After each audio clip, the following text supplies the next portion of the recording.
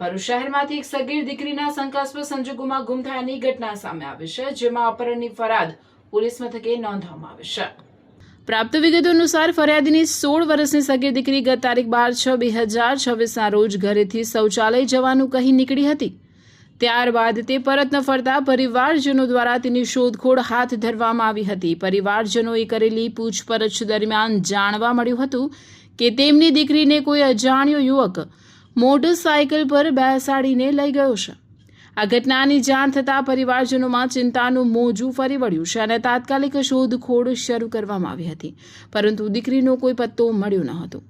આ બાબતે સગીરાના માતાએ ભરૂચ શહેર પોલીસ સ્ટેશનમાં ફરિયાદ નોંધાવી છે। ફરિયાદમાં જણાવ્યા અનુસાર અગાઉ સગીરાની કોઈ યુવક સાથે ફોન પર વાતચીત થતી હતી, જેનો પરિવારને અગાઉ ખ્યાલ હતો। પરિવારને શંકા છે કે ભરૂચ તાલુકાના એક ગામનો આ યુવક તેમની દીકરીને લલચાવી ફોસલાવીને અપહરણ કરી ગયો હોઈ શકે છે।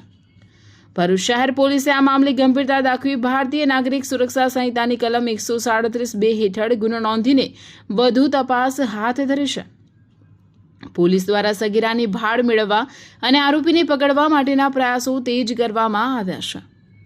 સગીરાના વર્ણન અંગે માહિતી આપતા પરિવારજનોએ જણાવ્યું કે તે શરીરે પાતળી, ઘઉંવર્ણી અને લંબગોળ મોઢું ધરાવે છે। તેણે કેસરી રંગનું ટોપ તથા ગ્રે રંગની લેગીસ પહેરેલી છે। પોલીસે તપાસના ભાગરૂપે કાયદેસરની કાર્યવાહી હાથ ધરી છે।